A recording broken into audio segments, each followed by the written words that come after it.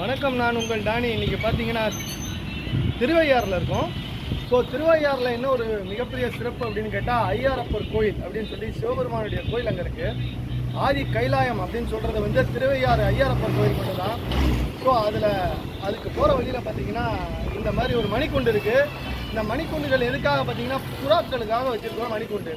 இதில் என்ன ஒரு பிரசித்தி அப்படின்னு கேட்டால் இங்கே தான் பக்கத்தில் ராஜாக்குள் வாழ்ந்தக்கூடிய கோட்டைகள் இருந்திருக்கு.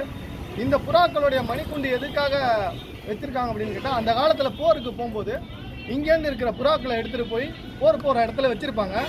இங்கே ஏதாவது தகவல் சொல்லணும் அப்படின்னு கேட்டால் அங்கேருந்து இந்த புறாக்களை விடுவாங்க. ஸோ இந்த மணிக்குண்டில் வந்து அத்தனை புறாக்களும் வந்து இந்த இடத்துல இருக்கும். ஸோ இங்கே இதுக்குன்னு ஒரு காவலர் இருப்பாங்க.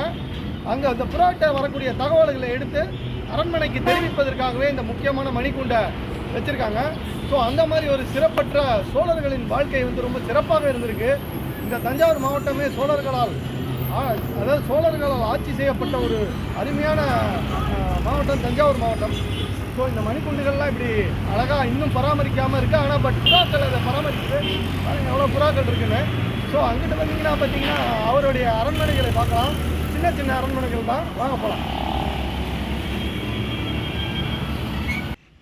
ஸோ இந்த அரண்மனைகள் வாயிலில் பார்த்தீங்கன்னா யாழிகளோட சூப்பராக அழகாக வந்து ஒரு கோட்டை பாருங்கள். இதெல்லாம் இன்னும் தெரியாது, ஏன்னா பஸ்ஸில் போகும்போது வரும்போதெல்லாம் அவங்க கண்ணுக்கு தெரியாது. ஸோ அவ்வளோ அழகான ஒரு யாழிகளும் பழங்காலத்து கோட்டைகளும் அப்படியே பார்த்தீங்கன்னா மறைந்திருக்கு முள்பதற்குள்ளே. வாங்க அங்கிட்டும் காட்டுறேன், வாங்க போகலாம்.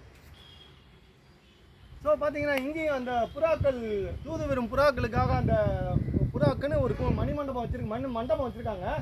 ஸோ இதெல்லாம் வந்து இந்த கோட்டைகளில் அங்கே பாருங்கள், இது இந்த நுழைவாயிலுக்குள்ளே வந்து தான் அந்த வீரர்கள்லாம் இருப்பாங்க. அந்த தகவலை எடுக்கிறதுக்காக இந்த கூண்டுகள் கோட்டைகளை சுற்றி வைக்கப்பட்டிருக்கு. அதோட மரங்கள்லாம் பாருங்கள், கோட்டைகள் எந்த அளவுக்கு சின்ன செங்கல் 1 இன்ச்சு செங்கலில் கட்டியிருக்காங்க பாருங்கள். மரம்லாம் வந்து சிதலம் அடைஞ்சு கிடக்கு. இதெல்லாம் பாதுகாக்கிறதுக்கு வழிகள் இல்லாமல் இருக்கிறது.